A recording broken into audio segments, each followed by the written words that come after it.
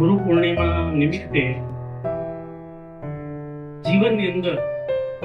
આપણને, મને, તમને, મંચસ્થ મહેમાનોને, તમારા પ્રોફેસરને, આજુબાજુના વાતાવરણને, વૃક્ષોને, પશુઓને, પક્ષીઓને જે કંઈ પણ સંદેશ આપણને આપ્યો છે એ સંદર્ભમાં આપણે પહેલા આંખો બંધ કરી અને આપણા ગુરુઓ જે સામે બેઠા છે એ અને ભૂતકાળમાં જેણે આપણને જ્ઞાન આપ્યું છે તે અને ભવિષ્યમાં જે જ્ઞાન આપવાના છે એ તમામ